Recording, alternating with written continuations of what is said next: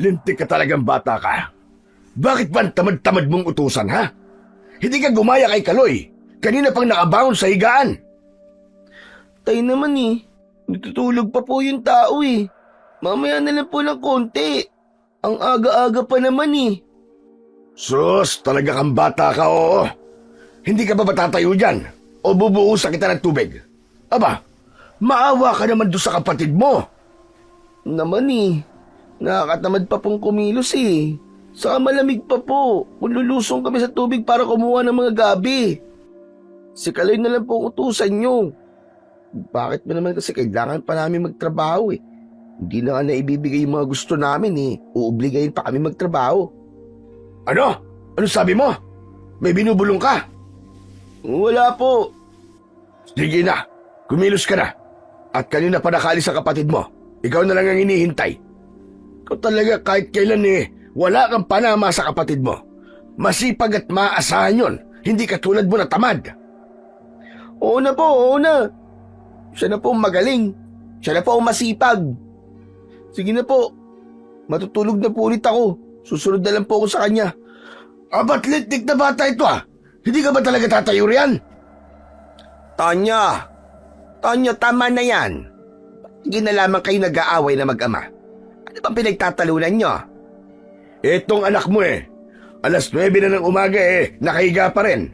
Si Kaloy, kanina pa nakaalis. Mamaya lang magdadala na siya sa palengke ng mga gulay. Pero tong anak mo, naturingang malaki ang katawan, napakatamad.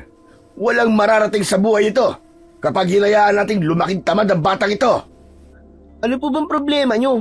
Makakatulog ba ako ng maayos niyan ang ingay-ingay nyo?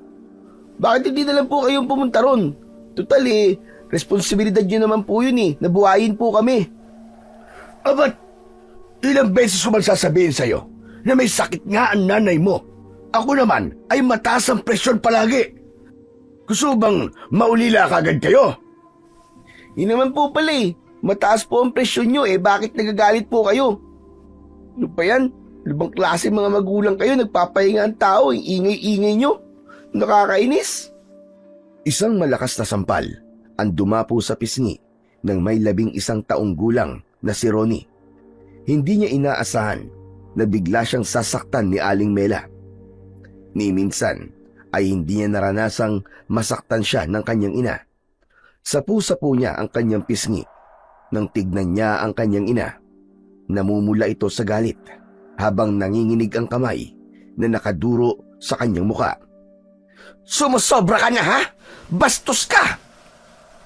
Nay, bakit niyo naman po ako sinampal? At tinatanong mo pa? Buwisit na to? Nangangano po ka nga sa amin ng tatay mo. Pero kung sagot-sagutin mo naman kami, halos pa walang ka na ng respeto. Hindi mo na iginalang ang iyong ama. Matagal na ako nagtitiis sa ugali mo ha? Pero wala ka pa rin karapatang sagot-sagutin ang ganyan ng tatay mo. Kami pa rin ang mga magulang mo. Tandaan mo yan. Mela, tama na. Akala ko ba ako ang pinipigilan mo kanina? Bakit naman sinaktan mo agad si Ronnie? Bitiwan mo kamay ko, Tonyo. Gusto ko ipamukha sa batang ito. Hindi sa lahat ng oras ay pababayaan natin siya sa ugali niya. Anak lang natin siya at wala siyang naitutulong sa atin. Kaya wag siya magmalaki. Huminahon ka muna. Baka mamaya kumapano ka niyan Pabayaan mo ako, Tonyo. Kahit na mahirap lang tayo, wala pa rin siyang karapatang pagsalitaan tayo ng ganyan. Anak lang natin siya. Alam niya kung gaano tayo naghirap. Maigapang lang silang dalawa magkapatid para mabuhay sila. Pagkatapos ay ganyan ang sasabihin niya. Ayun lang naman siya magtatrabaho para sa atin Pero kung umasta siya, daig pa niya nagpapakain sa atin ng matagal. Masakit sa isang magulang ang marinig ang kanyang mga sinabi. Hindi ko matatanggap yon. Nanay! Nako, wag mo akong tatawagin nanay. Dahil ayoko nang marinig pa yan sa bibig mo. Hindi mo alam kung ano ang isinakripisyo namin ng tatay mo para mabuhay lang kayo magkapatid. Para gumaling ka noon sa sakit mo sa baga. Pagkatapos ngayon matigas na ang buto mo, aasta ka ng ganyan. Wala kang silbi. Teka, Mela, sandali lang. Saan ka pupunta? May lagnat ka pa. Doon muna ako kina tatay at nanay. Magpapalipas lang ako ng sama ng loob. At baka kung ano pa magawa ko sa batang yan.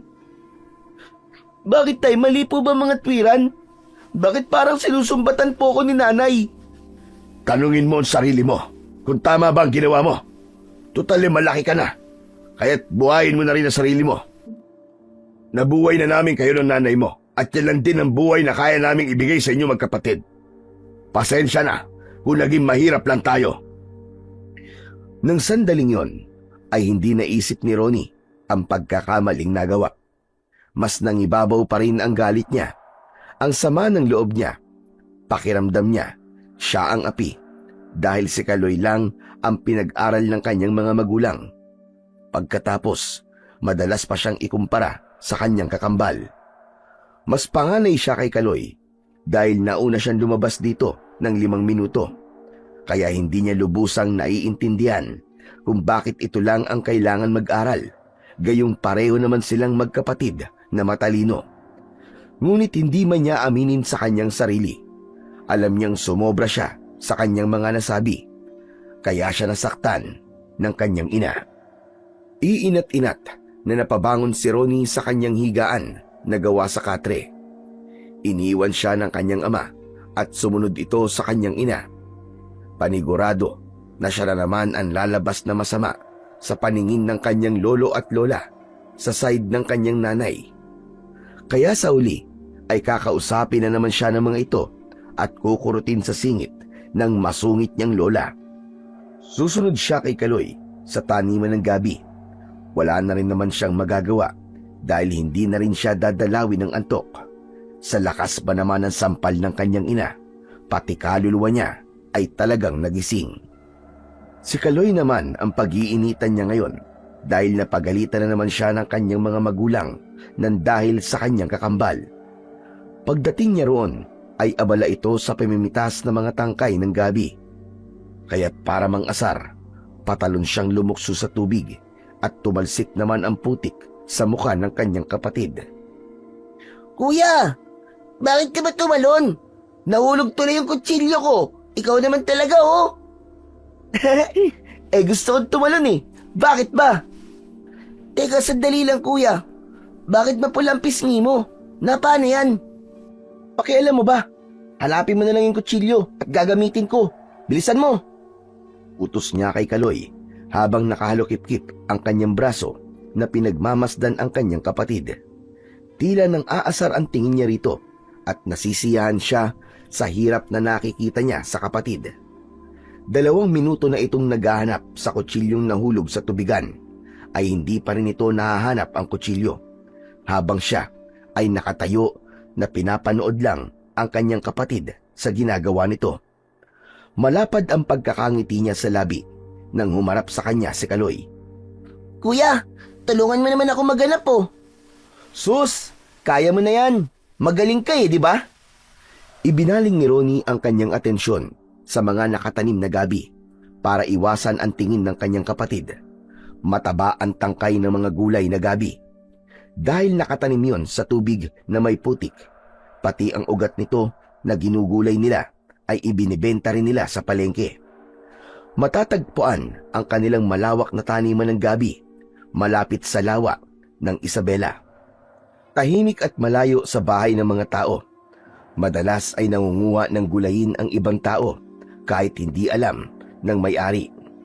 Kaya ang ginagawa ng kanilang mga magulang ay magtanim ng gabi na malapit sa kabahayan. Tulungan mo na ako kuya, sige na. Kanina pa ako naghahanap eh. Hindi ko talaga mahanap-hanap yung kutsilyo. Malalagot na naman tayo kay tatay nito eh. Pangalawang beses na nating naiwala mga gamit niya. Ha? Nagpapatawa ka ba? O sadyang manhid ka lang? Palaging galit sa akin si tatay, no? Sila mag-asawa. Kaya kahit mahanap natin o hindi ang kutsilyo, galit pa rin sila sa akin. Ako ang pinakamasamang nangyari sa buhay nila, hindi ba? Ikaw lang ang anak. Ako naman, ang sabit. Kaya manigas ka. Kuya, tumigil ka na nga. Pareho tayong mahal ni nanay at tatay. Kaya huwag ka mag-isip ng ganyan. Lokohin mo ang lela mong panot. Hindi ako tanga, no? Kung gusto mo, hanapin mo mag-isa yung kutsilyo. Totally, diyan ka naman magaling ang magpapansin. Sus, alam ko na. Siguro napagalitan ka na naman ni nanay at tatay, no? Kaya mo sa akin binubunto ng galit mo. Kilala na kita, kuya. Huwag ka na magpalusot. Ano, tama ako, no? Abat, hindi Masyado ka naman yatang nagmamagaling yan. Kahit itanggi mo pa, kuya, alam ko na ang mapula mong pisngi ay dahil sa sampal ni nanay o di kaya ni tatay. Sinabi na nila yan kagabi, narinig ko. Hindi na rin nila kayang matagalan ng ugali mo. Saka, nagtuturoan silang dalawa kung kanino ka raw ba nagmana. Siyempre, walang umamin sa kanila. Dahil nga, hindi naman daw ganyan ang ugali nila eh. Masama at walang modo. Tumigil ka na, nakakapikon ka na. O bakit ka mapipikon? Akala ko ba ikaw yun ang aasar kanina? Mukha yatang tama ang hula ko Sabi ng hindi Baka suntukin ko na yung bibig mo. Kaya tumigil ka na dyan kung ayaw mo samain. Ganyan ka naman kapag pikon. Pikon, pikon, pikon. Be, be. Hindi na napigilan pa ni Ronnie ang inis kay Kaloy. Lahat ng sinabi nito ay totoo at hindi niya yon matanggap. Sa sobrang galit ay nilukso niya ito kaya't napasubsob ito sa putikan. Halos hindi ito makahinga ng tumayo si Kaloy habang ang mga mata lang nito ang labas dahil sa putik. Pero imbis na tulungan ng kapatid ay pinagtawanan pa niya ito. Sa kanya hinibatan. Pakiramdam niya ay nakabawi na siya sa kapatid. Akma na sana niyang itutulak ito nang bigla siyang tumigil. Naramdaman niya na parang may natungtungan siyang matigas na bagay sa ilalim ng kanyang paanan. Kinapa niya ang bilog na bagay na yon na nakabaon sa ilalim ng putik. Nung una ay inakala niyang bao lang yon, pero nagulat siya nang iharap niya ang bagay na yon sa mukha niya. Nanlalaki ang kanyang mga mata na inihagis niya kay Kaloy ang isang bungo ng tao. Kalansay! May bungo! Isang bungo ng tao!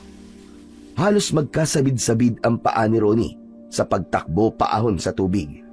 Naitapon niya ang mga gulayin at lumubog na rin ito sa tubig na may putik. Si Kaloy na hindi makapagsalita habang nanlalaki ang mga matang hawak pa rin ang bungo. Nya! Bungo nga ito! Bungo ng tao, kuya! Sandali, hintayin mo ako! Nang maunawaan ni Kaloy na bungo ng tao ang hawak, ay naihagis nito ang bagay na yon pabalik sa putik. Nauna pa ito kay Ronnie na umahon sa tubig. Nagsisisigaw silang dalawa habang tumatakbo papunta sa bahay nila. Halos hindi lumapat ang kanilang mga paa sa lupa habang ang kanilang takbo ay nagpapaekis-ekis sa daan. Si Ronnie naman, na nawala ang tapang, ay iniwan ang kapatid sa kagubatan. Wala siyang pakialam kung saan mapunta si Kaloy. Ang mahalaga, mailigtas niya ang kanyang sarili. Pero biglang nag-cruise ang kanilang takbo at nagkabanggaan silang dalawang magkapatid. Bumagsak sila sa lupa at magkasabay na napasigaw ng dahil sa takot. Anak ng putya naman Kaloy Bakit ba nang babangga ka? Ikaw tong sumalubog sa akin Parang bungo lang kasi natakot ka na. Nakakahawa ka tuloy. Nilalanglang mo lang yung bungo. Bungo yun ng tao, Kaloy. Bungo ng tao. Hindi ka ba nag-aalala na baka may namatay sa lugar na yon at tayo mapagbintangan? Ang hina talaga ng isip mo no? Paano naman tayo madadamay dun? Baka nga hindi pa tayo naisisilang nung namatay yun dun Mag-isip ka nga. Sa sobrang galit ay mabilis na napatayo si Ronnie mula sa pagkakaupo niya sa lupa. Itinulak niya si Kaloy. Bumagsak ito sa lupa pero agad din na nakabangon. Habang dahan-dahang tumatayo ay pinipispisan ang maruming damit. Muli niya itong nilapitan at kinelyuhan sa damit. Pero tinabig ni Kaloy ang kanyang kamay at hinarap siya nito na bakas ang galit sa muka. Ang tapang-tapang mo pagdating sa akin. Tapos sa bungo lang munti ka pang magkandaihi sa short mo. Nakakahiya ka. Abat, sumasagot-sagot ka na sa akin Pero kapag kaharap si nanay at tatay, para kang maamong tupa. Pambihira. Lumabas din ang totoo mong ugali. Bakit pa kaya naging magkakambal tayo Lumalaban ako kapag nasasaktan ako. Kaya kahit kapatid kita, hindi ako natatakot sa'yo. Hindi lang kita pinapatulan. dahil ayoko magbigay ng sama ng loob sa mga magulang natin. Hindi ako katulad mo na walang ibang ginawa kundi magpasarap sa buhay. Tamad at irresponsabling anak. Tapos, tinatanong mo pa ako kung bakit tayo naging magkakambal? Ako, hindi nang iniisip ko. Ang iniisip ko kung bakit nagkaanak si tatay at nanay ng walang kwentang anak na katulad mo. Nandilim ang paningin ni Ronnie dahil sa narinig na sinabi ng kanyang kakambal. Hindi na siya nakapagtimpi ng galit at sinuntok niya ito sa muka. Tinamaan niya ito sa labi, pero gumanti naman ng suntok sa kanya si Kaloy. Tinamaan naman siya sa kanyang sikmura. Bumagsak siya sa lupa habang namimilipit sa sakit. Nilapitan lang siya ni Kaloy at tinignan siya nito ng masama. Hindi na ako papayag na saktan-saktan mo. Pinagbigyan lang kita dahil ayaw ko ng gulo. Pero kuya, kapatid mo ko. Ikaw ang inaasahan ko magtatanggol sa akin kapag may ibang taong nananakit sa akin.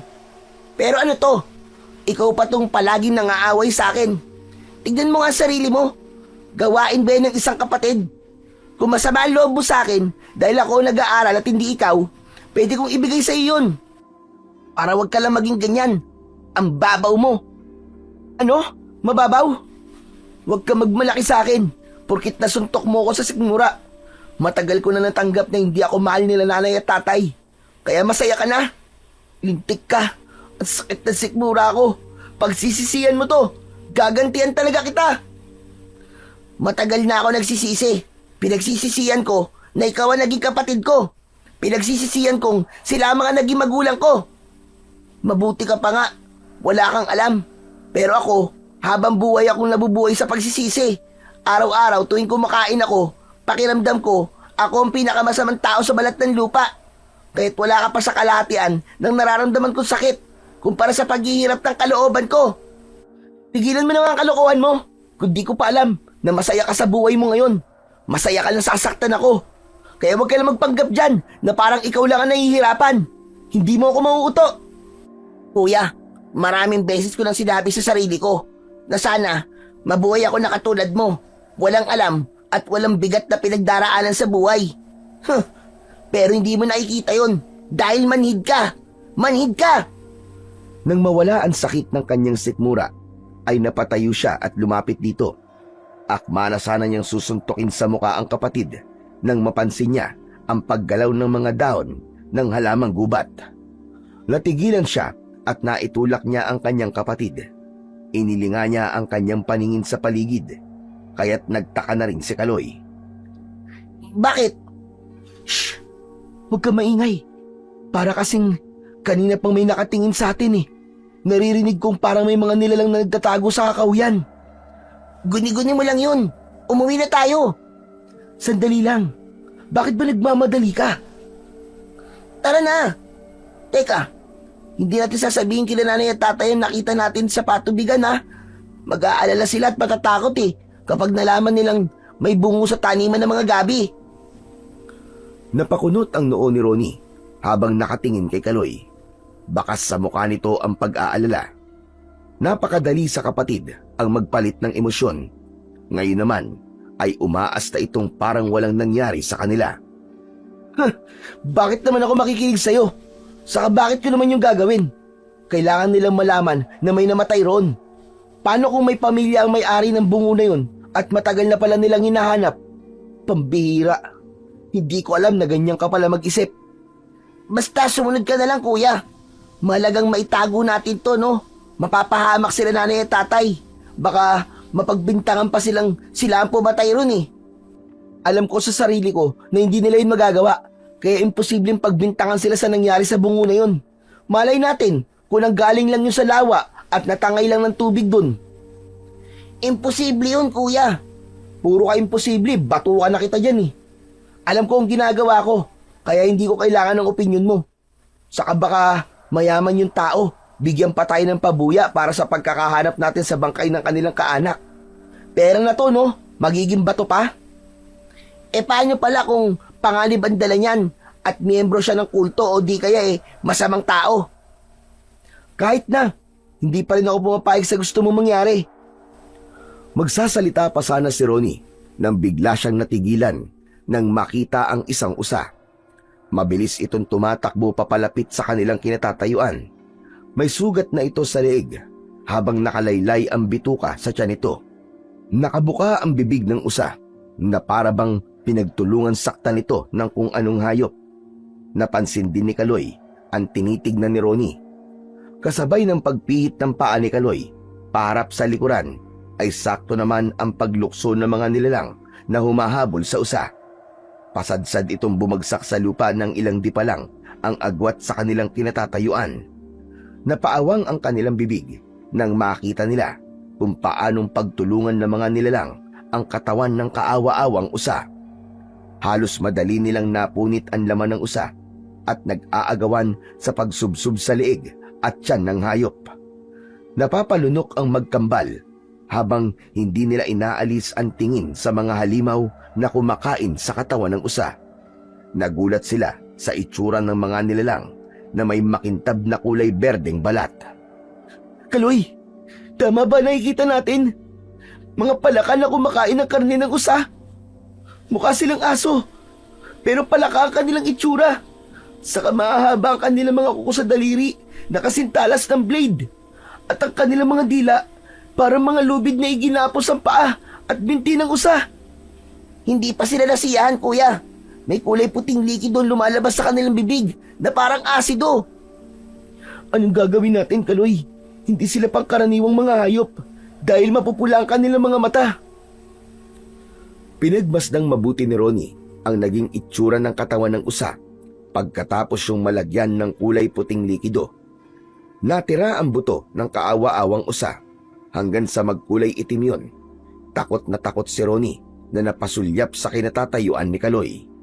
Dahan-dahan silang humahakbang paatras sa daan at kung magkakaroon sila ng pagkakataon ay kagad silang tatakbo at tatakas. Kaya lang ay hindi yun ang nangyari. Dahil sa huling paghakbang ni Kaloy paatras ay natapakan nito ang malutong na kahoy ng santol. Kaya naman tumigil ang apat na nilalang sa ginagawa at sabay-sabay na napatingin sa kanilang gawi. Ngumisi ang mga ito na nagpalitaw sa malalagari nitong mga ngipin. Tumutulo ang malapot itong laway sa bibig at napatayo ng tuwid. Kasing taas nila ito at agad na umangil na parang tunog ng palaka. Kuya, nakita nila tayo! Kasalanan mo kasi ito eh. Kahit kailan talaga pahamak ka. Kuya, palapit na sila sa atin. Anong gagawin natin? Kailangan pa bang itanong yan? Eh di tumakbo na! Pagkasabi nun ni Ronnie ay mabilis siyang tumakbo sa kabilang direksyon. Nagkahiwalay silang dalawang magkapatid. Dala ng takot ay hindi na naisip pa ni Ronnie kung saan napunta si Kaloy. Abot langit ang dasal niya na sana ay walang nangyaring masama sa kanyang kakambal. Mabuti na lang at tanghali ng mga oras na yon, kaya hindi malabong mangyari na baka meron silang makitang ibang tao na pwede nilang mahingian ng tulong. Tulong! Tulungan niyo po ako! Walang tigil sa kakasigaw si Ronnie. Mas lalo niyang nilakihan ng akbang ng kanyang mga paa nang mapansin niyang hinahabol pa rin siya ng mga nilalang na may nakakatakot na itsura. Sa bilis tumakbo ng mga halimaw ay naramdaman niya ang pagkapit ng dila nito sa kanyang bewang. Naramdaman niya ang mainit na bagay sa kanyang balat at dala ng kanyang takot ay napasubsob siya sa masukal na lupa. Patihaya siyang nahiga sa tuyong mga dahon nang makita ang nilalang na dahan-dahang lumalapit sa kanya. Wag! Wag ka lalapit! Halimaw ka! Layuan mo ako! Umalis ka sa harap ko! Aray! At sakit! Alisin mo ang dila mo sa bewang ko! Imbis na tumigil ang nilalang sa paglapit, ay mas lalong naramdaman pa ni Ronnie ang paghigpit ng dila nito sa kanyang bewang. Mainit yon na unti-unting pumapaso sa kanyang balat. Pilit niyang tanggalin ang pagkakagapos ng dila nito sa kanyang bewang. Pero nalapitan na siya kagad ng nilalang na yon. Naamoy niya ang amoy kanal nitong bibig. Susuka na sana ito ng kulay puting likido para tunawin ang katawan niya nang bigla niyang nahawakan ang matigas na kahoy sa kanyang tabi. Dinampot niya yon at ubod lakas niyang itinarak yon sa nakabukang bibig ng nilalang. Ito sa'yo! Halimaw ka! Natanggal ang pagkakapulupot ng dila nito sa kanyang bewang. Napasigaw ito ng dahil sa labis na sakit. Kitang-kita niya na bumaon ang kahoy sa bibig nito at lumabas ang dugo sa ilong at bunganga ng halimaw. Nagkikikisay ang nilalang nang bumagsak ito sa lupa. Ang kulay pula nitong mga mata ay naging kulay itim, indikasyon na napatay niya ang halimaw.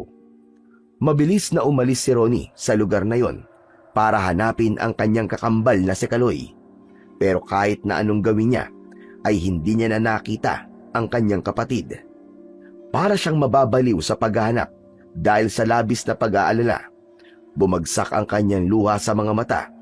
Ilang beses pa niyang iginala ang kanyang paningin sa kakahuyan, pero wala talaga siyang nakitang bakas ng paa ng kanyang kapatid. Kaloy! Kaloy, nasan ka? Kaloy! Diyos ko, ang kapatid ko! Kaloy! Kaloy, nasan ka? Nangihinang napaupo si Ronnie sa gilid ng lawa ng Isabela. Yun ang pinakamaliit na lawa na malapit sa kanilang mga patanimang gulay na gabi. Sa kabila naman ay taniman ng kangkong. Muli siyang napatayo at gano'n na lang ang paninigas ng kanyang tuhod nang makita ang apat na nilalang na nakatayo sa kanyang harapan. Napaatras siya ng hakbang at hindi makapagsalita. Ni walang lumalabas na boses sa kanyang lalamunan nang dahil sa labis na takot. Biglang pumasok sa isip ni Ronnie ang tungkol sa kanyang mga magulang. Ngayon niya lang naisip na bigla siyang natakot mamatay nang hindi niya man lang nasasabi sa kanyang mga magulang ang paghingi ng tawad sa mga ito. Bigla siyang natauhan sa kanyang mga nagawang pagkakamali. Tangka na sanang tatakbo papalayo si Ronnie nang bigla siyang kinalmot ng nilalang sa kanyang dibdib. Ramdam na ramdam niya ang pagguhit ng hapdi mula sa kanyang sugat, kasabay ng pag-agos ng mainit na likido sa kanyang dibdib. Bumagsak siya sa lupa. Bigla niyang naisip na baka mangyari din sa kanya ang nangyari dun sa usa. Wag! Lumayo kayo! Huwag kayo lalapit! Wag! Tulong! Tulungan niyo ako! Gumapang siya papalayo sa mga nilalang, pero naramdaman niya ang mainit na dila ng mga ito sa kanyang binti, sa kamay, sa leeg, at maging sa kanyang katawan. Tila hinihila siya ng mga ito papalapit sa tubig ng lawa. Kumapit siya sa mga halaman na nadadaanan niya. Maging ang mga damong ligaw ay walang nagawa para tulungan siyang hindi madala ng mga halimaw sa tubig. Saktong naramdaman niya ang tubig sa kanyang paanan. Dumating si Kaloy. May dala itong pamalo at mabilis na lumapit sa mga nilalang. Magkakasunod na hampas ang ginawa nito sa mga nilalang na kung hindi siya nagkakamali ay isang uri ng aswang na may kakayahang tumagal sa sikat ng araw. Kuya! Kuya, kumapit ka mabuti! Ililigtas kita! Bakit ka pa bumalik, Kaloy? Humingi ka na sana ng tulong sa mga magulang natin! Kahit pangiwi-ngiwi na ang kanyang muka dahil sa sakit, ay nagawa pa rin niyang sermonan ang kapatid. Pero tuloy lang ito sa pagpalo sa mga aswang at hindi pinansin ang kanyang mga sinasabi. Sakalang natanggal ang mga dila ng mga ito sa kanyang katawan, pero nakagat naman siya ng 2 aswang sa kanyang braso. Ganon din si Kaloy sa binti nito. Siya naman ang nakipaglaban para sa kanyang kapatid. Bumagsak sila sa damuhan habang dumudugo ang kanilang mga sugat. Pero nagulat sila sa pagdating ng isang matandang lalaki. Kuba ito at may mahabang balbas. May hawak itong basket sa kaliwa nitong kamay. Naglalaman yun ng mga bote na may tela. Sa kanang kamay naman ito ay may hawak itong isang uri ng latigo na merong tinik. Hindi niya akalain na ililigtas siya ng kapatid at sa puntong yun, bigla siyang nakaramdam ng hiya, lalo na nang makita niya ang dugo sa hita nito. Ikaw, bata, na may tama ng kagat sa braso, alalayan mo kasama mo sa pagtayo. Tumayo kayo sa likuran ko at kahit na anong mangyari, ay huwag na huwag kayong lalayo sa akin. Nakabuka ang paa ng matanda na para bang kaya silang proteksyonan laban sa 4 na mga aswang. Hinagupit nito ang lupa at sa pagtama ng taling may tinik sa liig ng mga aswang, bumaon yon sa balat ng isang nilalang. Nakita yon ni Ronnie at Kaloy. Mahusay ang matanda sa pakikipaglaban. Kaya't tila natakot ang mga aswang at bumalik ito sa tubig. Akala nila ay ganun lang ang gagawin ng matanda. Bigla itong dumukot ng posporo sa bulsa, saka sinindihan ang tela na nasa bote, sabay hagis sa tubig. Magtaklob kayo ng mga tega! Po! Gawin na lang natin, Kaloy! Bilisan natin! Ilang segundo lang ang lumipas, ay sumabog na ang bote na inihagis ng matanda sa tubig. Bumalik sa kanilang kinatatayuan ang mga katawan ng mga nilalang na umatake sa kanila kanina. Luray-luray ang mga katawan nito na kumalat sa lupa. Saka sila hinarap ng matanda. Seryoso ang mukha nito na napapabuntong hininga na nakatingin lang sa kanilang mga sugat. Kitang-kita nila ang unti-unting pagkasunog ng kanilang balat na parang napatakan ng asido. Nagmamadali ang matanda na kumuha ng langis sa bulsa nito at pinatakan ang kanilang mga sugat. Sumunod kayo sa akin! Bilisan nyo! Dahil pansamantala lang ang bisa ng gamot na inilagay ko sa mga sugat nyo. Saan po tayo pupunta? Masakit na masakit po ang sugat namin. Sa kayong kapatid ko po, malalim po ang sugat niya sa hita. Alam ko, hindi ako bulag. Ang sungit naman ito. Hoy! Naririnig kita! Ganyan ba ang tamang pagbibigay pasasalamat sa tao nagligtas sa'yo? Ay, Lolo, pasensya na po kayo kay Kuya. Salamat po sa pagliligtas niyo sa buhay namin na kakambal ko. Alam ko rin na ikaw lang ang kaya magpasalamat sa mga tao nagbibigay sa inyo ng tulong. Ayun na, hindi sila mapapalagay kung narinig na nila ang ingay ng dinamita ko. Binulabog niyo ang kanilang pananahimik. Mga pasaway kayo, mga bata kayo. Pasensya na po, pero mas kailangan po naming umuwi sa bahay. Gusto po naming makita mga magulang namin. Tumigil sa pagakbang ang matandang lalaki at galit na humarap kay Ronnie habang hawak niya si Kaloy na paika-ika sa paglalakad. Kaya halos doble ang kanyang hirap sa pagsunod sa hindi pa nakikilalang matanda. Magpapakita kayo sa mga magulang nyo na ganyan ang mga itsura nyo. Sinulyapan ni Ronnie ang suot nilang mga damit. Punong-puno yun ng putik, lalo na ang napunit niyang damit sa bewang. Maging ang panay na pagtulo ng kanilang dugo sa kanilang mga sugat ay nakadagdag rin sa hindi magandang mga itsura nila. Nilulubos ko lang ang pagtulong sa inyo. Hindi ko kayo maaaring iwan sa ganyang kalagayan. Kaya tara na, simulan nyo na maglakad. Di hamak na mas malapit ang daan papunta sa bahay ko kaysa ang daan papunta sa bahay nyo. Huwag kayo mag-alala. Isa kong albularyo at alam ko kung paano matatanggal ang laway ng mga nilalang na yon sa mga sugat nyo. Pero ayos na po kami, Lolo. Kaya na po namin ang sakit. Huwag kang masyadong mayabang bata. Ni hindi nyo nga alam kung ano ang mga nilalang na umatake sa inyo kanina. Alam nyo ba, nakasimbagsik ng rabis ng aso at kamandag ng ahas ang kanilang mga laway. Napatakan ko lang yan ng langis, pero makakaranas pa rin kayo ng epekto ng lason mula sa kanilang kagat. Sa haba ng mga sinabi ng matanda, ay napilitan ang magkapatid na sumunod dito, kahit nag-aalala na baka hanapin sila ng kanilang mga magulang. Ilang minuto ang lumipas sa kanilang paglalakad, ay narating nila ang malawak na bakuran na merong isang katamtamang laki ng kubo. Marami ang nakatanim na puno at halamang gamot, bulaklak at marami pang iba na may kinalaman sa uri ng buhay ng matanda. Nakilala nila si Lolo Pilo, isang antingerong albularyo na wala pang isang taon na dumating sa baryo ng Mayog. Pumasok sila hanggang sa loob ng bahay ng matanda. Tumambad naman sa kanilang paningin ang naglalakihang garapon na nakapatong sa estante na gawa sa tabla ng kahoy. Meron yung laman ng iba't ibang kulay na likido na ayon sa matanda ay katas ng mga dahon na may kakayahang magpagaling sa mga sugat. Uupo pa lang sana sina Ronnie at Kaloy sa bangkong gawa sa kawayan nang bigla na siyang nakaramdam ng panginginig ng kanyang katawan. At alam niyang maging si Kaloy ay nararanasan din ang ganong pakiramdam. Yan na nga ba ang sinasabi ko eh. Tapos, gusto niyo pang bumalik sa bahay niyo kaagad. Paano ba to? Kailangan ko malagyan ng gamot ang sugat niyo. Nagsabay pa talaga kayong magkapatid. Lolo, si Kaloy na lang po ang unahin niyong gamutin. Nakikiusap po ako sa inyo.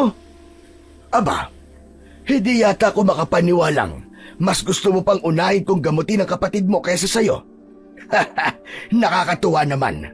Kailangan mo pa masaktan bago ka pa matauhan. Alam mo na ngayon kung ano ang halaga ng isang kapatid. Kaya nga po, nagkamali po ako, Lolo. Kaya pakiusap, hanggat kaya ko pong tiisin, gawin niyo na po ang sinasabi ko. Iligtas niyo po ang kapatid ko, Lolo. Rinig na rinig ni Ronnie ang malakas na ungol ni Kaloy sa tabi niya. Nakahiga sila sa sahig na gawa sa tabla ng kahoy, kaya gumagalaw ang kanilang kinahihigaan.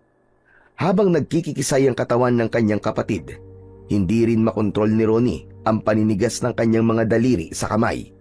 Masakit na masakit ang sugat niya sa braso na parang unti-unting natutunaw ang kanyang laman. Mabilis na tumayo si Lolo Pilo at pumasok sa kusina. Pagbalik ay may dala na itong mga dahon at palangganang may laman na malinis na tubig. Ibinaba ni Lolo Pilo ang palanggana sa sahig, saka nilinisan ang sugat ng kapatid. Habang pinapanood niya ang ginagawa nito, hindi naman siya makabangon at panay ang pagtulo ng kanyang laway.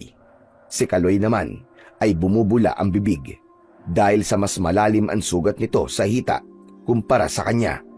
At dahil doon, sinisisi niya ang kanyang sarili dahil napahamak si Kaloy sa pagliligtas sa kanya. Konting hapdi lang ang mararamdaman mong sakit sa gamot na ito ng langis ng kobra. Mabis ang pangontra ito sa lason at kamandag ng kahit na anong hayop. Ilang minuto lang ay mawawala na ang pananakit ng sugat nyo. Pagkatapos nitong gamutin si Kaloy, ay siya naman ang nilapitan ng matanda. Naramdaman niya ang pagdampi ng malamig na tela habang nililinisan ng matanda ang kanyang sugat. Pagkatapos ay kumuha ito ng ilang dahon ng bayabas at ninuyayon bago itinapal sa kanilang mga sugat. Kasunod ang katamtamang init ng langis na sinasabi nitong galing sa katas ng kobra. Maya-maya pa ay tumayo ang matanda at binuhat si Kaloy para dalhin naman sa kwarto nito. Kasunod siya na hindi pa rin makagalaw sa pagkakahiga. Nang maayos na ang kanilang higa sa katre, iginala niya ang kanyang paningin sa buong paligid. Napansin niya na maganda ang itsura ng kwarto ng matanda. Napapalibutan yun ng maraming larawan ng isang batang lalaki. Sa katabi naman ng litrato ay mga sandata na panlaban sa mga aswang o kahit na anong mababangis na hayop. Ilang saglit pa ay bigla niyang naramdaman ang unti-unting pagkawala ng sakit sa kanyang sugat. Banayad na rin ang panghiga ni Kaloy habang nakapikit ang kanyang mga mata. Ngayong alam nyo na ang epekto ng kagat ng mga aswang o naundin sa katawan ng tao. Siguro naman, babawasan nyo ang tapang at paglalayas. Mabuti na lang talaga at narinig ko kayo sumisigaw habang nangunguha ako ng gatong sa kakauyan. Ano po? Aswang na undin? Iyan po ba ang tawag sa mga nilalang na yun? Oo, sila ay mga kalahi ng palaka na madalas na makikita sa tubig, pero umaahon sila kapag nakaramdam sila ng gutom at nagambala nyo ang kanilang panginginain. Tinutunaw nila ang katawan ng kanilang biktima gamit ang sarili nilang laway. At kapag natunaw nila ito at buto na lang ang natira, dadalhin naman nila yon sa tirahan nila. Dahil naniniwala ang mga undin na kapag nakatira sila sa piling ng mga butong nabibiktima nila, ay katatakutan sila ng mga antingerong gustong pumatay sa kanila. Diyos ko po, Lolo. Kung ganun matagal na pong merong undin sa baryo natin. Oo, merong mga nag-aalaga sa kanila, kaya patuloy silang dumarami. Ano po ang kadalasan nilang kinakain, Lolo? Lamang loob at karne ng tao. Pangalawang pagpipilian nila ay ang pagkain ng hayop, lalo na kapag nagugutom na talaga sila at nagkataon na nakita nyo ang kanilang itsura, kaya bigla nila kayong inatake. Kaya sana sa susunod, wag na kayo maglalayas pa ng walang kasama. Hindi po kami naglalayas. Trabaho po ang ipinunta namin sa bundok, Lolo. Teka, saan po ba naninirahan ng mga undin, Lolo Pilo? Katulad ng sinabi ko, sa tubigang may putik sila nakatira at umaahon lang sila para kumain ng tao at ng mga hayop. Pero wala naman po napapabalitang nawawala po sa baryong ito. Dahil sa ibang lugar sila kumukuha ng ipapakain sa mga undin. At kung minsan, dumadayo rin ang mga undin sa malalayong lugar para mambiktima ng mga tao. Sa ganung paraan, hindi mahahanap kung nasaan ang kanilang tirahan. Teka, Lolo Pilo, sinasabi niyo po bang meron po nagpapakain sa mga undin? Ang ibig pong sabihin may mga taong nakakaalam sa undin at sila nag-aalaga sa mga yon? Malungkot na napatango si Lolo Pilo. Napansin niyang parang nagpunas ito ng luha sa mga mata bago nagkunwaring tumingin sa kabilang direksyon. Tumingin ka sa dingding. Siya ang apo ko na matagal nang nawawala. Masakit ang mawalan ng apo, pero mas masakit na mawalan ng anak. Kaisa-isa kong anak si Marisa. Nagpakamatay siya nang mawala ang kanyang anak. Para na rin akong 2 beses na wala ng pamilya. Ilang araw lang pagkatapos ng pagkamatay ng aking anak, pinabayaan naman ng aking asawa ang kanyang sarili. Nawalan siya ng ganang kumain at madalas na umiiyak. Hindi nagtagal ay namatay rin siya. Kaya ang buhay na kinuha sa akin ng mga undin na yon ay 3. Kaya't pagbabayaran nila ang mga buhay na kinuha nila sa akin, kasama ng mga taong nag-aalaga sa kanila. Paano niyo po nasabing undin po ang kumuha sa apo niyo, Lolo? Dahil sa malapot na laway na iniiwan nila sa lugar kung saan nila inaatake ang kanilang biktima. At maghahatid na sana ang aking apo ng pagkain para sa akin. Nang mangyari yun, naiwan niya ang basket na ito. Itinuro ng matanda ang basket na naglalaman ng mga bote. Nakita niya itong daladala ng matanda kanina nang iligtas sila nito. Kaya isinumpa ko sa sarili kong gagamitin ko ang basket na ito para pumatay ng mga undin. Kahit ang makita ko lang na mabangis na hayop na papatay sa mga tao, ay papatayin ko rin. Lahat sila. Hindi ko patatawarin. Sandali lang, at may kukunin akong 2 pananggalang. Nasa malaking baul ko mga yon sa ilalim ng Katri Moroni. Yumuko ang matanda, kaya nagkaroon ng pagkakataon si Ronnie na pagmasdan si Kaloy habang mariin ito nakapikit. Nanginginig ang talukap ng mga mata nito, kaya alam niyang gising ito at nakikinig lang sa kanilang pinag-uusapan. Tumulo ang luha nito sa mga mata na hindi naman niya alam kung para saan yon. Maya-maya pa ay tumayo ang matanda. Buhat nito ang kulay itim na baul na barnisado. Sa takip nito ay merong nakaukit na paro-paro. Bumangon siya at pinagmasdan niya ang baul ng matanda. Malapad yon na halos kasing lapad ng lamesang nasa tabi niya. Ano pong kukunin niyo sa loob ng baul, Lolo Pilo? Naalala ko sa inyo ang nawawala kong apo. Kaya gusto kong ibigay sa inyong 2 magkapatid ang aking iniingatang mutya. Bata pa lang kami ng asawa ko ay gamit na namin ito. Ito ang mutya ng dahon ng gabi. Maraming beses nang nagpalipat-lipat ang mutyang ito. At kayo ang nakikita kong maaaring humawak sa mutyang ito. Bakit po kaming 2, Lolo? Saka, bakit niyo po ibinibigay sa amin ang mutya ng dahon ng gabi? Dahil sa mga sugat nyo, hindi nila kayo titigilan hanggat hindi nila kayo napapatay. Hindi sila bumubuhay ng mga biktimang nakakatakas sa kanilang kamandag dahil iniiwasan nilang may makaalam sa kanilang lahi. Kaya nga sa ibang lugar sila kumukuha ng pagkain dahil iniingatan nilang mabisto sila ng mga tao at hayop lang ang kanilang mga pinapatay kapag malapit naman sa kanilang tirahan. Binuksan ng matanda ang takip ng baul at tumambad sa kanyang paningin ang malapad na dahon ng gabi na katulad ng kanilang itinitinda. Napapangiting na pailing si Ronnie. Paano nila magagamit ang dahon ng gabi sa mga undin? Kung daliri pa lang niya ay kaya nang butasin ang dahon.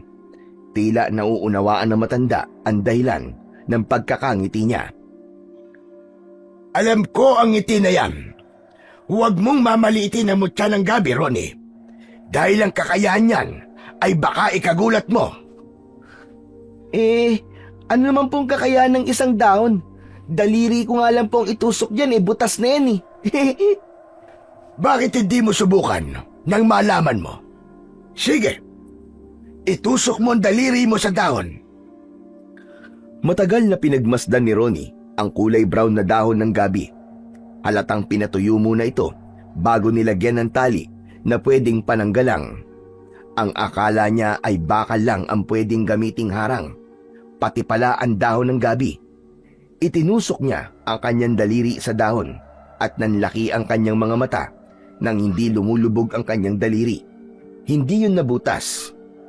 Inulit pa niya yon ng ilang beses, ngunit matigas yun at kahit na anong gawin niya ay hindi niya masira ang dahon ng gabi.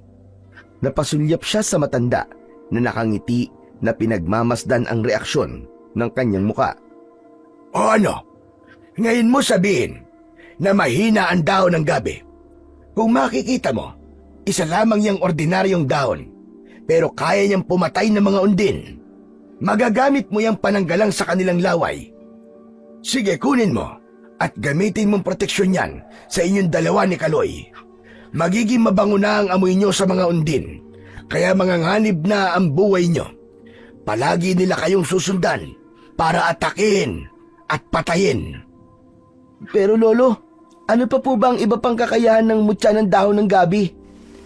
Hindi kayo basta-bastang tatamaan ng malaasido nitong laway. Maglilika ng liwanag ang mutya na maaaring pumatay sa mga undin dahil masusunog sila sa liwanag nito.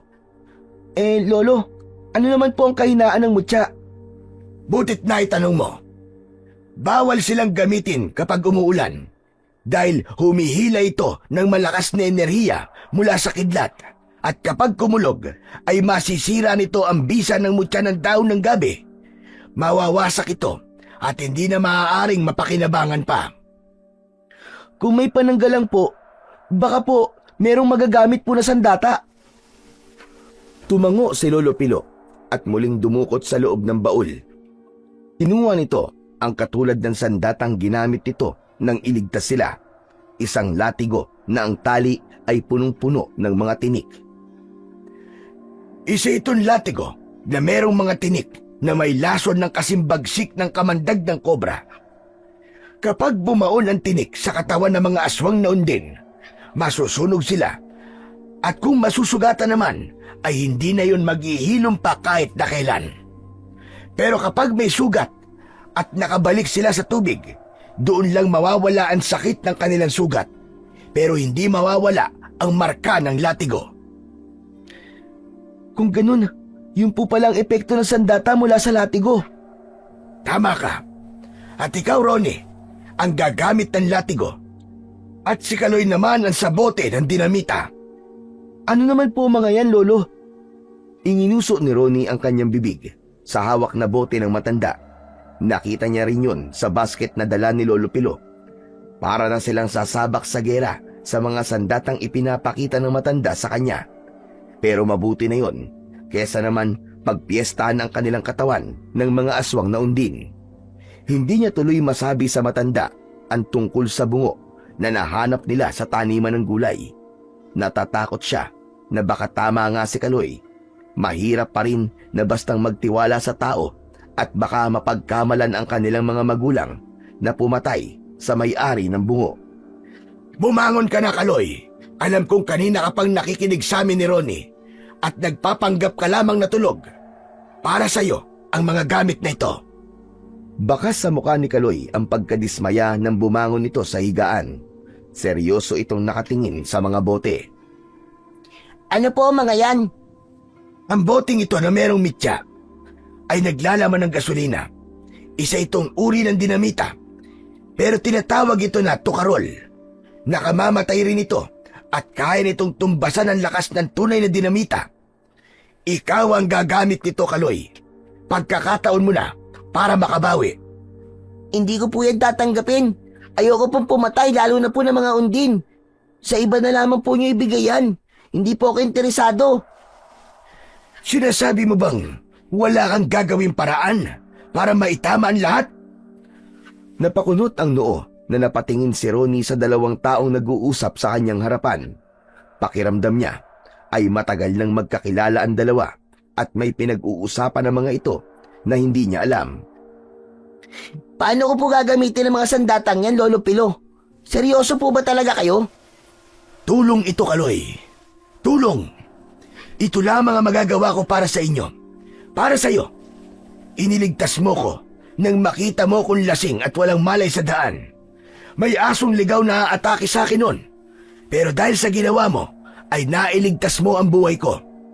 Hayaan mo kong suklian ang pagtulong mo sa akin sa pamamagitan ng mutya ng daon ng gabi. O siya, bago kayo umuwi, ilagay niyo ang pananggalang sa braso niyo. Huwag kayo mag-alala. Natitiklop ito, kaya hindi kayo mapapansin ng mga tao na may dala kayong daon ng gabi. Hindi naman po yun ang inaalala ko eh. Ano ka ba? Tanggapin mo na lang, Kaloy. Saka natakot talaga ako kanina. Muntik na akong lapain ng mga undi na yun. Pagkatapos tanggapin ng magkapatid ang kanilang sandata, ay nagpaalam na sila sa matanda. Medyo madilim na ang paligid nang umalis sila. Gusto sana ni Lolo Pilo na bukas pa sila umuwi. Kaya lang ay naisip nila ang kanilang mga magulang na baka nag-aalala na sa kanila. Kaya't kahit gabi na ay tinahak nila ang kadiliman ng kagubatan. Ipinadala sa kanila ng matanda ang luma nitong gasera at dahil maliwanag naman ang sikat ng buwan, malinaw din nilang nakikita ang kanilang dinaraanan. Pagdating nila sa gitnang kagubatan ay saglit na huminto sa paglalakad si Ronnie. Inilinga niya ang kanyang paningin. Kakaiba ang galaw ng mga dahon sa paligid. Malamig ang simoy ng hangin at maingay rin ang huni ng mga kulisap sa mga puno. Kasunod ang pag-iinit ng kanilang pananggalang. Natatandaan nilang magbibigay ang mutya ng kakaibang pakiramdam na magbibigay sa kanila ng babala kapag may aswang sa paligid. Humanda ka, Kaloy. Nararamdaman ko nasa paligid lang sila. Umatras ang magkapatid sa pagakbang at pinakiramdaman ang mga galaw ng dahon sa paligid. Hindi nga nagtagal ay lumabas na ang mga aswang na undin sa kakawyan. Baka sa mga mukha ng mga ito ang galit na parang sadya silang inaabangan. Iwinasiwas ni Kaloy ang dala nitong gasera. Umalingaw-ngaw ang huni ng mga halimaw. Inilabas ni Ronnie ang kanyang sandata. Sabay hagupit niya sa lupa. Napaatras ang mga undin. Bigla silang natakot sa hawak ni Ronnie. Idagdag pa ang pagliwanag ng kanilang pananggalang. Kaya lang ay sumasama sa hangin ang amoy ng kanilang mga sugat. Mabilis na tumalon ng isang undin na may butlig-butlig pa sa katawan. Sakto ang pagkakabagsak nito sa harap ni Ronnie. Bigla itong nagpalabas ng malapot na kulay puting likido sa bibig nito at idinurayon sa kanya. Naiharang niya ang kanyang pananggalang. Bumalik ang laway ng undin sa katawan ng nilalang at kitang-kita niyang napaso ito sa sariling laway. Bumagsak ito sa damuhan habang hindi malaman kung ano ang unang hahawakan sa katawan. Aha! Yan pala ang katapat nyo ah! Wala na bang ibang susugod? Sige! Ngayon kayo umatake! Sumugod kayo! Kuya, ano ka ba? Pwede ba? Huwag mo munang pairali ng kayabangan mo. Kapag nagpakita tayo ng takot sa kanila, hindi rin sila matatakot na umatake sa atin. Kaya hindi yun kayabangan, kundi katapangan. Hindi ka ba nakinig kay Lolo Pilo? Kayo magkausap kanina, di ba? Bawasan daw ang katapangan. Magkasabay silang napalingon sa kakawyan nang makita nila ang isang pangkat ng mga undin. Nagulat sila sa laki at dami ng mga aswang. Dismayadong napasulyap sa kanya si Kaloy. Kita mo na? Ang bunga ng pagmamalaki mo. Ang kailangan ko lang ay umuwi sa mga magulang natin at wala na akong balak pang lumaban sa kanila. Isip mo ba na baka sa mga sandaling ito at hindi pa tayo nakakauwi, eh hinahanap na nila tayo? Sila mapapahamak kaya tara na. Umuwi na muna tayo sa bahay. Oo na, sige na. Akma na sanang tatakbo ang dalawang magkapatid papalayo. Pero naramdaman nila ang mga dila na pumulupot sa kanilang katawan. Maging ang kanilang mga braso ay nakagapos na din ng madulas na dila ng mga undin. Hinila silang papalapit sa mga kalaban. Biglang naisip ni Kaloy na sindihan ang tukarol nito o dinamitang gawa sa bote. Sumisirit ang liwanag na nagmumula sa nasindihang mitya. Sabay hagis sa mga nakatayong mga aswang. Isang malakas na pagsabog ang narinig sa buong kagubatan. Bumagsak sa lupa ang mga nagkapira-pirasong katawan ng mga undin. Naiwan ang mga dila na nakadikit sa kanilang katawan. Anak ng... Yak! Nakakadiri! Halos nakatikwas ang kamay ni Ronnie nang tanggalin niya ang dila ng undin sa kanyang katawan.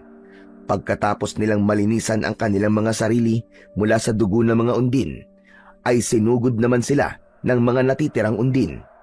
Umakyat ang mga ito sa puno bago lumukso ng pag-atake sa kanila. Walang iniwan sa galaw ng mga palaka ang kilos ng mga undin. Iniharang ni Ronnie ang kanyang mutya sa kanyang ulo. Kaya naman, pagbagsak ng aswang sa kanyang pananggalang ay tumalsik ito sa katawan ng punong kahoy. Pagbagsak ng undin sa lupa ay sinundan yun ng paghagupit ng kanyang latigo sa katawan nito. Umaon ang tinik at nagkikikisay ang undin dahil sa sakit hanggang sa masunog ito. Si Kaloy naman na nakikipaglaban sa mga halimaw ay mabilis na kumikilos papalapit sa mga undin. Panay ang sindi nito ng dinamita. Tama na, Kaloy! Baka maubusan ka ng dinamita! Itinuro na sa akin ni Lolo Pilo kung paano gumawa nito. Hindi na sana ako lalaban, pero nakikita kong balak na nila tayong patayin. Para silang mas lalo nagugutom sa amoy ng mga sugat natin. Tama! Kaya tara na! Umalis na tayo sa lugar na to! Muling sumulyap sa paligid si Ronnie para siguraduhin wala nang natitirang mga undin sa kanilang paligid bago tuluyang nilisan ang lugar. Ilang minuto ang lumipas ng kanilang paglalakad. Mula sa kanilang kinaroroonan ay nakarinig naman sila ng sigawan ng mga tao. Mga sumisigaw na patayin ang mga mamamatay tao. Nanggagaling yun sa bahay nila. Nagkatinginan silang dalawa ni Kaloy. Bakas sa mukha nila ang pag-aalala at takot para sa nangyayari sa kanilang mga magulang. Kitang-kita nila ang malakas na liwanag ng apoy na nanggagaling sa sulo ng taong bayan. Nanginginig ang kanilang mga katawan na nagtago sila sa likod ng malaking puno. Nagpalipat-lipat sila sa mga puno ng kahoy para lang makalapit sa kanilang bahay. Napatayo si Kaloy nang makita nila ang mga nangyayari sa kanilang mga magulang. Anong ginagawa nila? Hindi ko alam, Kaloy. Tara, lapitan natin sila. Huwag, kuya. Maraming mga tao nagkakagulo. Kita mo, galit na galit sila sa mga magulang natin. Pero bakit kaya? Bakit pa kailangan nilang igapo sa mga magulang natin? Ewan ko, Kaloy. Hindi ko rin alam. Dahil magkasama tayo eh. Diyos ko, meron silang mga sugat sa katawan. Tignan mo. Ano bang ginagawa ng mga tao? Bakit sila ginanon? Nagtatanungan ang magkapatid dahil sa pagkalito. Ilang sandali pa ay narinig nila ang sinabi ng isang lalaking nakatayo sa gitna ng kanilang bakuran. Hinahanap sila ng mga ito. Siguro daw ay pinatay na sila ng kanilang mga magulang. Todo tanggi ang mag-asawa sa pagpapaliwanag. Hindi kami mamamatay tao. Wala kaming kasalanan. Naglayas lang ang mga anak namin, kaya't pakawalan nyo kami. Hindi mapakali si Ronnie habang naririnig nila ang boses ng kanilang mga magulang. Pero mas lalong umingay ang sigaw ng mga tao. Bakit iisipin ng mga tao na pinatay tayo ng sarili natin mga magulang? Pambihira! Dali, magpakita na tayo sa kanila. Baka saktan nila si nanay at tatay. Ano ba? Tumayo ka na dyan, Kaloy. Sandali lang, kuya. Pakinggan na muna natin ang ibig sabihin ng lalaki. Paano kung hinahanap lang nila tayo para saktan? Ano? Bakit naman nila gagawin yun? Magsasalita pa sana si Ronnie nang marinig nila ang sigawan uli ng mga tao. Nakita nilang marumi ang damit ng mga ito, parang lumusong sa putikan. Napabalik sa pinagtataguan si Ronnie nang makita nila ang usong-usong ng mga tao na kalansay at bungo. Nanlaki ang mga mata ni Ronnie nang makilala ang bungo na nakalagay sa duyan na sako. Sandali! Hindi ba ang bungo na yun ang dahilan kung bakit tayo biglang inatake ng mga undin? Oo nga kuya, tama nga ang kutob ko. Ibinintang nila kina nanay at tatay ang mga nangyari sa bungo. At magkasabay pa tayong nawala.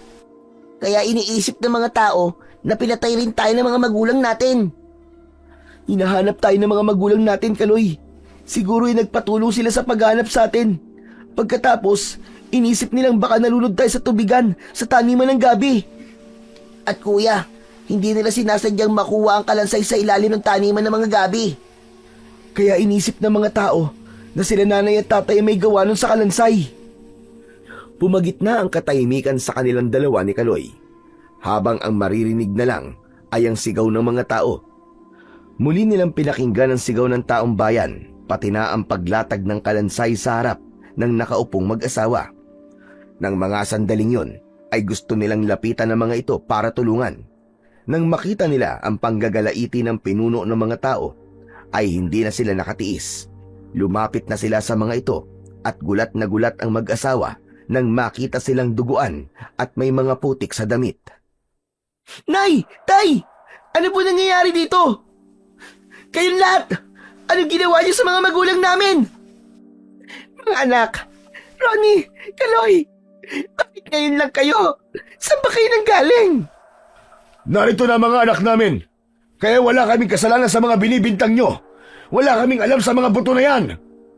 Tama po ang mga magulang ko. Wala po silang kasalanan.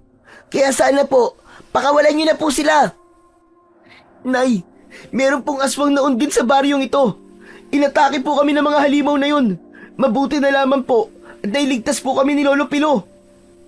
Doon nila nalaman na kilala ng mga tao ang matandang albularyo, kaya nakita nila sa mga mata ng mga ito ang pagkapahiya sa ginawa sa kanilang mga magulang.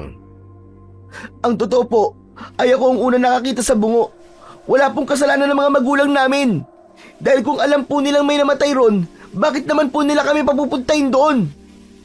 Nagkatinginan ang mga tao at ito na mismo ang nagtanggal ng tali sa kanilang mga magulang. Kaya lang, hindi pa man sila natatapos sa pagkakakalag sa tali, ay biglang umalingasaw ang mabahong amoy ng mga undin.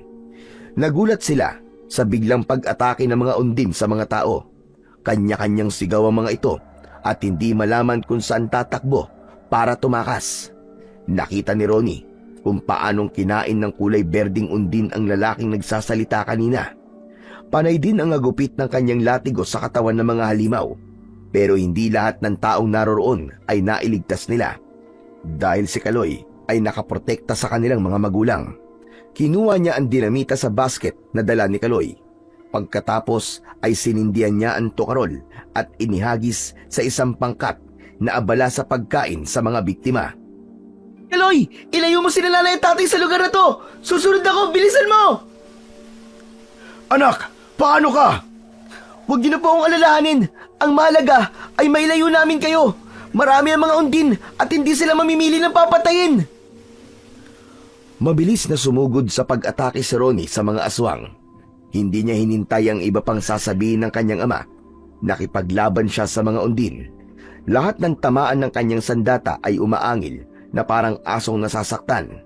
Mas lalo siyang nagalit nang makita ang mga nagkalat na mga taong nasugatan nang dahil sa mga undin. Halos lahat ng mga nakakakita sa pakikipaglaban ni Ronnie ay humanga sa bata. Maya-maya pa ay si Kaloy naman ang gumalaw para labanan ang mas dumaraming bilang ng mga undin. Kahit sila lang at ang aswang ang nakakakita sa liwanag na nanggagaling sa mutya, tila naging dahilan yon para mabilis nilang masaktan ng mga undin.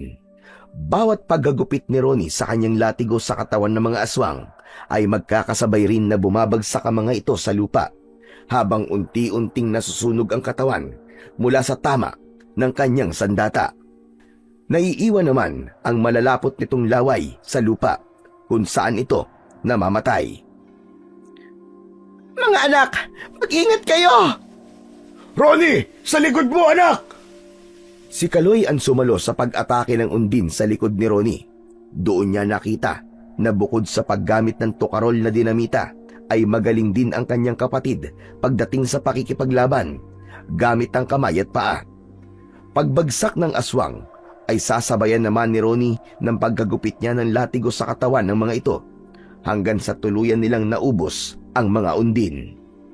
Ang ibang mga taong nakaligtas sa pag-atake ng mga aswang ay natauhan at humingi ng tawad sa kanilang mga magulang. Tumahimik ang paligid at ang maririnig na lamang ay ang mga iyak at daing ng mga nasugatang biktima. Nagkalat ang patay na katawan ng mga undin, katabi ng mga taong nasawi sa pag-atake ng mga aswang. Mabilis na lumapit si Ronnie sa kanilang mga magulang. Tila nakalimutan ng mga ito ang naging away nila kahapon. Maigpit silang nagyakap ni Mang Tonyo at Aling Mela. Diyos ko, ang mga anak ko. Hindi ako makapaniwalang nagawa niyong lumaban sa mga undin. Kahit may mga sugat kayo sa katawan. Ang husay niyo mga anak. Paano niyo nagawa yon mga anak? Nay, tay, dahil po sa mutya ng dahon ng gabi, binigyan po kami ni Lolo Pilo ng pananggalang na gamit ang dahon. Patawarin niyo po ako sa mga nagawa kong kasalanan, Nay. Tay, pangako po, magbabago na po ako. Maigpit na yakap ang itinugon ni Aling Mela sa anak, habang si Kaloy naman ay tahimik na nakatayo sa likod ng kanilang mga magulang.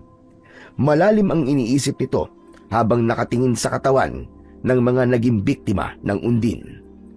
Nang dahil sa mga nangyari ng gabing yon, kinabukasan ay kalat na ang balita tungkol sa mga aswang na undin.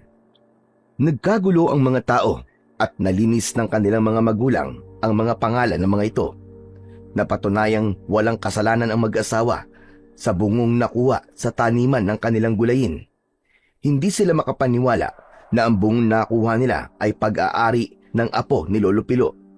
Nakita nila itong pumunta sa barangay habang nangihinang naglalakad papalapit sa nakalatag na kalansay sa banig na gawa sa abaka. Kinumpirma yun ng matanda dahil sa suot na damit ng kalansay, pati na ang angklet sa paa nito na gawa sa bunga ng lubigan. Diyos ko po! Ang apo ko! Patawarin mo ang lolo! Hindi kita dailigtas! Halos maiyak ang magkapatid dahil sa awa nila sa matanda. Niyakap nito ang buto at bungo ng apo habang humahagulgol sa pag-iyak. Awang-awa sila sa matanda, kaya naman hindi nakatiis si Ronnie nang lapitan niya ito at hinawakan sa balikat. Nakikiramay po kami sa inyo, Lolo Pilo. Kung hindi sana siya nakuha ng mga tao, wala kang balak na sabihin sa akin ang tungkol sa nakita mong bungo. Bakit, Ronnie? Balak niyo bang itago ang tungkol sa bungo ng apo ko? Napakunot ang noo ni Ronnie. Pinagmasdan niyang mabuti ang galit na anyo ng matanda at bigla niyang naramdaman ang bigat ng presensya nito sa bawat pagbitaw nito ng mga salita. Iba ang nararamdaman niya sa matanda, lalo na nang tumingin ito sa kanya habang yakap-yakap ang bungo ng apo nito. Nagkita tayo kagabi, hindi ba? Bakit wala kayong sinasabi sa bungon nakita niyo sa tubigan? Alam ko, nandun ang sagot sa matagal ko ng paghahanap sa aking apo. Patawarin niyo po ako kung di ko po kagad nasabi sa inyo, Lolo. Magulo po kasi ang isip namin nun at hindi po namin alam na mamasamain niyo po ang hindi namin pagsasabi po sa inyo. Masama lamang ang loob ko dahil hindi ninyo naisip na kung mananahimik lang kayo ay parang araw-araw ninyong pinapatay ang mga taong nag-aalala sa bungon nakuha nyo.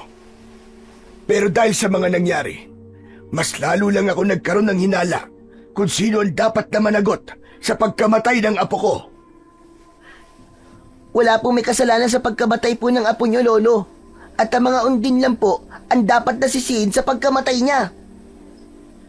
Hindi sumagot si Lolo Pilo. Inayos ng matandaan lahat ng papel para madala ang apo. Inipon nito ang mga buto ng apo at binuhat yon papunta sa bahay nito sa gitnang kagubatan. Parang nakaramdam siya na meron din siyang pagkakasala na hindi naman tama na maramdaman niya. Dahil wala siyang kasalanan, pero dahil sa mga tingin na yon ng matanda sa kanya, ay hindi na nawala sa kanyang isip ang matinding pag-aalala sa nakita niyang galit sa mga mata ng matanda. Ilang araw ang lumipas pagkatapos ng mga nangyari. Nagsagawa ang punong barangay ng malawakang pagroronda sa baryo. Sanib puwersa, pati na sa kabilang baryo na madalas ay maraming naiuulat na mga taong nawawala. Hindi na rin sila nagkaroon ng balita pa kay Lolo Pilo pagkatapos itong bumalik sa baryo nito. Dahil sa nakitang galing ng kambal sa pakikipaglaban, naatasan ng dalawa na magbantay at sumama sa mga nagroronda na mahigpit namang tinutulan ng kanilang mga magulang. Hindi kami makapapayag, mga anak. Masyado mapanganib yun para sa inyo. Mahirap magtiwala sa mutyang ibinigay sa inyo ni Tatay Pilo. Basta, nakapagdesisyon na kami ng nanay nyo na ipadala na lamang kayo sa lola nyo sa Leyte. Po, bakit naman po, Tay? Ang ibig sabihin doon na po kami titira, tapos may iwan po kayo rito. Ayoko po.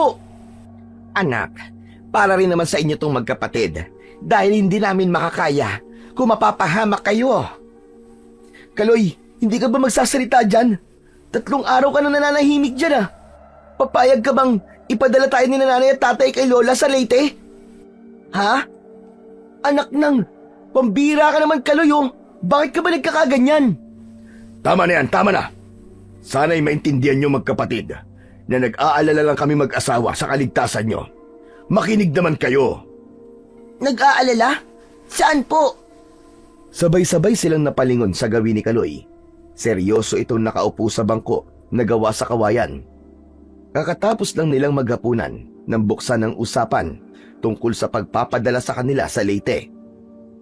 Kaloy, bakit ka ba nagkakaganyan May problema ka ba? Sabihin mo nga. Sila nanay at tatay ang tinatanong ko, kuya. Nag-aalala kaming baka mapahamak kayo at balikan kayo ng mga aswang na undin. Yun lang po ba talaga ang totoong dahilan? Anak, ano bang klaseng tanong yan? Nagdududa ka ba sa pagmamahal namin ng nanay mo sa inyo? Talaga po bang may magulang na kayang ipahamak ang mga anak para sa kayamanan o sa lapi?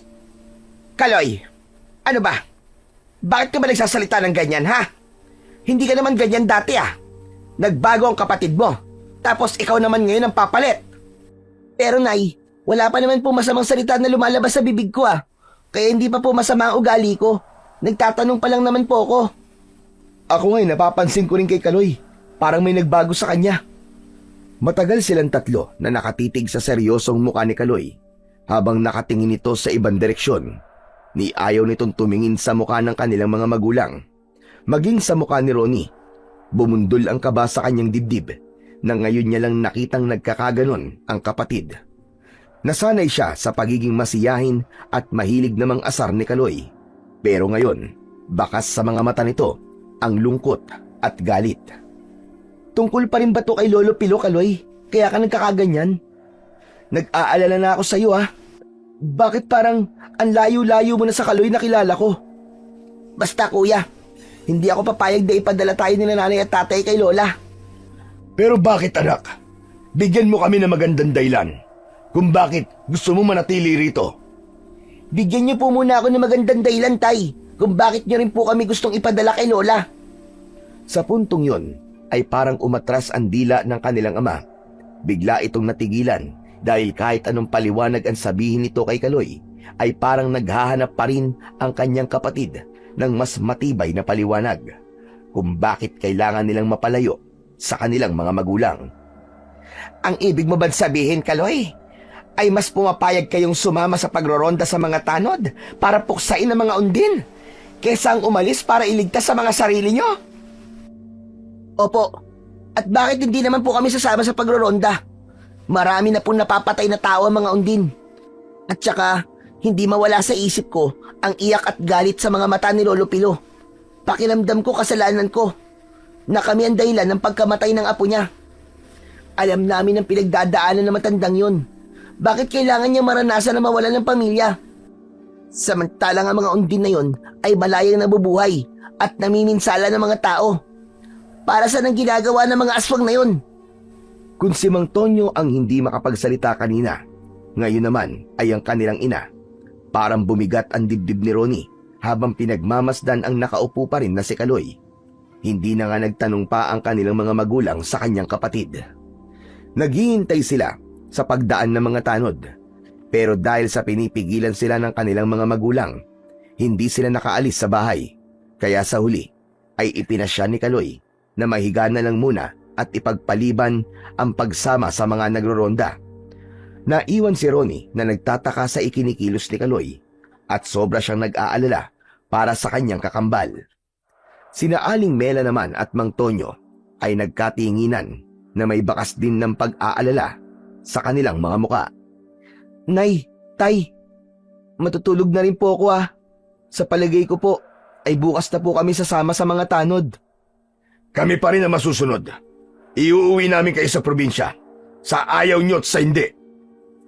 Alam ni Ronnie na narinig din ni Kaloy ang mga sinabi ng kanilang ama. Dahil isang dingding lang naman ang nakapagitan sa kanilang kinaroroonan. Bumuntong hininga muna siya bago niya tinalikuran ang mga ito. Pagpasok niya sa kanilang kwarto ni Kaloy, nakita niya ang kanyang kakambal. Nakatayo ito sa harap ng bintana at nakatanaw sa madilim na bahagi ng kakahuyan. Tumikhim muna siya, kaya napalingon nito sa kanya. Alam kong meron kang hindi sinasabi sa akin, Kaloy. Ano ba yun? Wala to. Konsensya ko lang siguro to. Anong konsensya pinagsasabi mo? Ang konsensya ay nararamdaman lang ng tao kapag may itinatago siya at may napatay siya. Alin ba dun sa dalawa? Ramdam na ramdam ko ang emosyon sa boses mo kanina. Galit ka ba sa mga magulang natin? Bumuntong hininga si Kaloy at nagbago ng tayo sa gilid ng bintana. Saka napaikbi ng mahina. Dito niya nakita na parang ang bigat-bigat ng dinadala sa dibdib ng kanyang kapatid. Kaya inakbayan niya ito, saka kinausap. Kuya, hirap na akong magpanggap. Kaya nga naiingit ako sa iyo eh. Matagal ko na tong kinikimkim sa dibdib ko. Naiintindihan kita dahil baka nasasaktan ka pa rin sa sinabi sa atin ni Lolo Pilo. Pero magkapatid tayo, magkakambal. Pwede mo akong pagsabihan ng sama ng loob mo. Sige na. Hindi ito basta sama ng loob lang, kuya. At gusto kong humingi ng tawad. Ha? Ano ba kasi yun? Mamaya, pagsapit ng ating gabi, may pupuntahan tayo. Aalis tayo? Teka, hindi ba natin ipapaalam kina nanay at tatay ang binabalak mong gawin? Baka hanapin na naman nila tayo. Hindi, kuya. Siguro panahon na para malaman mo rin kung anong ipapakita ko sa iyo sa lugar na pupuntahan natin. Mas lalo siya nag-alala para sa kanyang kapatid. Lalo pa at halata ang panginginig sa boses ni Kaloy. Bakas din ng matinding takot na parabang ang bigat-bigat ng pinagdadaanan nito. Lahat ng yon ay hindi niya nakita sa kapatid. Ngayon lang ito nagkaganito at doon siya mas lalong natatakot. Pasado hating gabi nang gisingin siya ni Kaloy. Hindi niya na malayang nakatulog na siya sa sahig sa gilid ng bintana. Inihanda ni Kaloy ang kanilang mga sandata, kaya alam niya kung saan sila pupunta. Para tayong sasabak sa digmaan ito ah.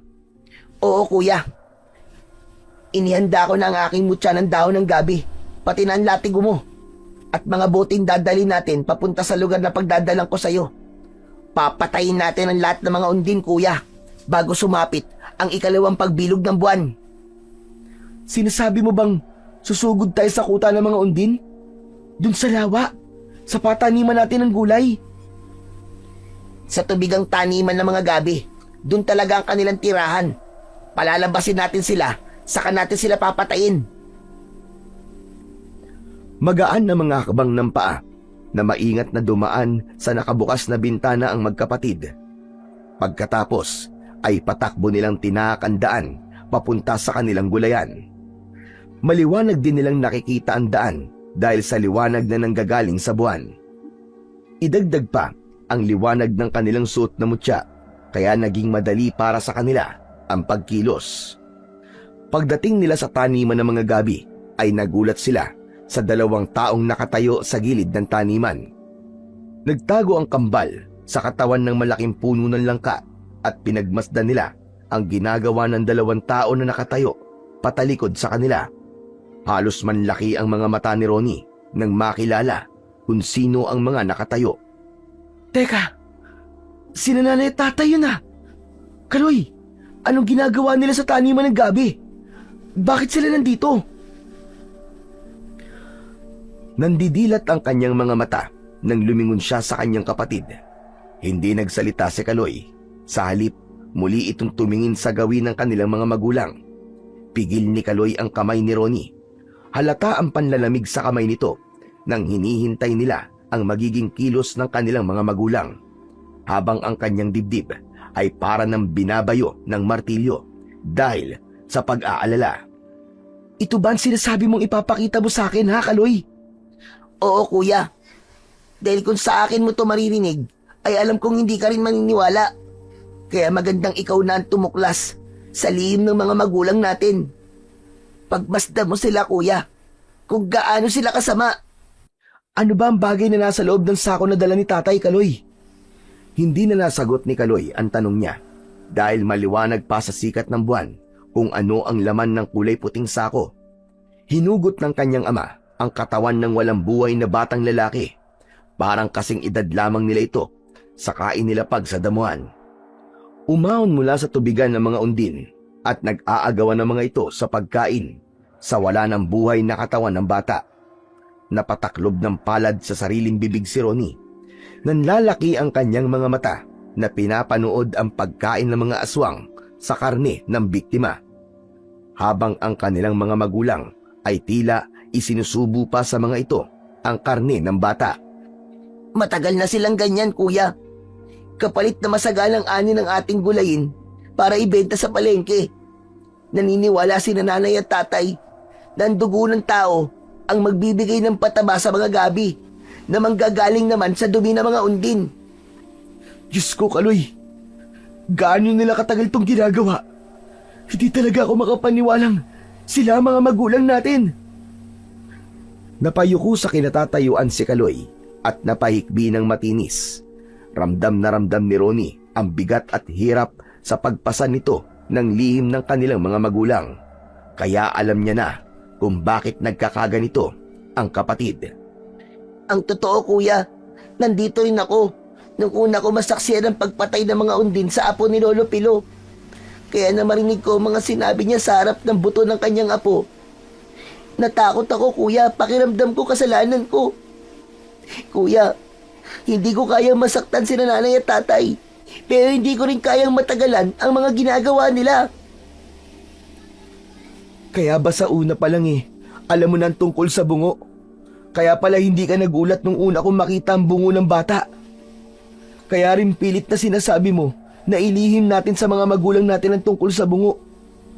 Ilang taong ka nagpanggap na wala kang alam. Pero Kaloy, mali ito. Mali yung ginawa mo.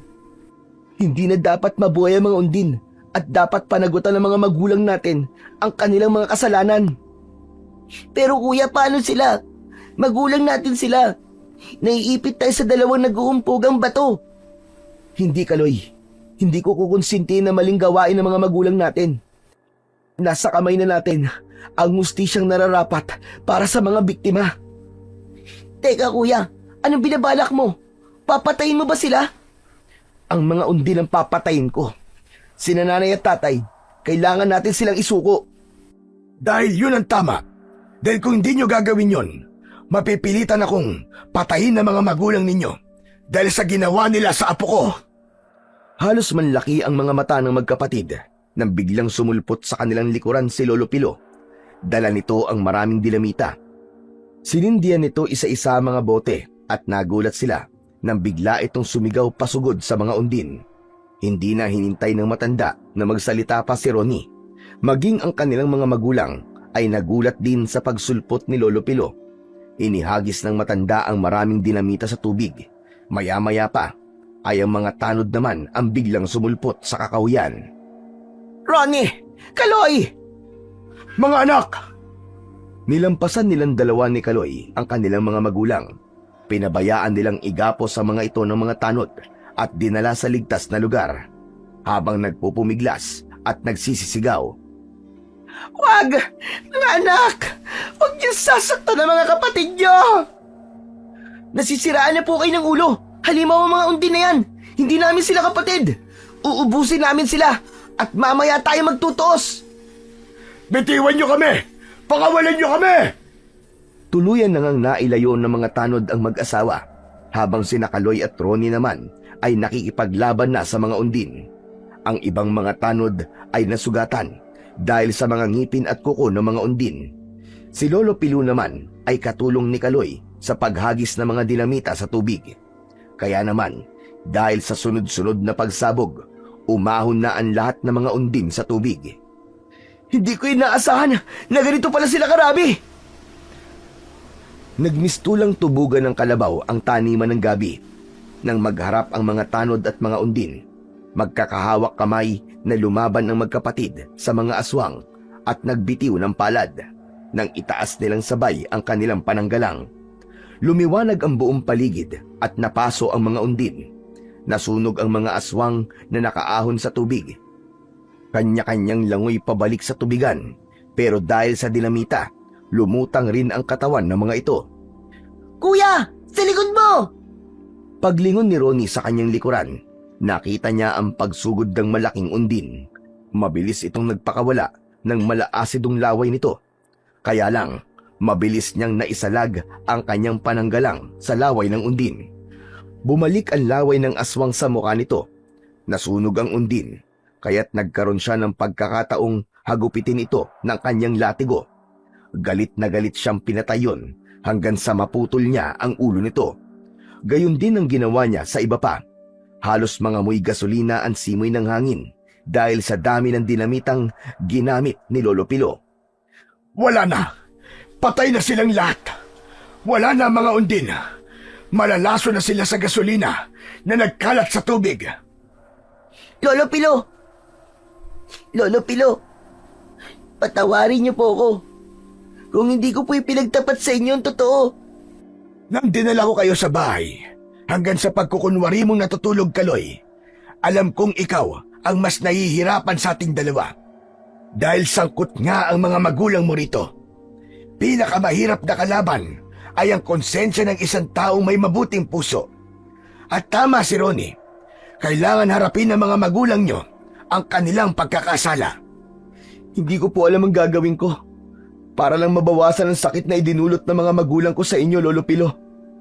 Nagawa yun ng mga magulang mo, Ronnie, dahil sa madalas mong paghahanap ng pera sa kanila.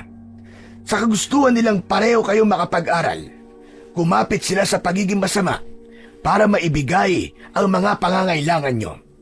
Kahit mali, matuto sana kayong makontento sa kahit na anong kayang ibigay ng mga magulang nyo.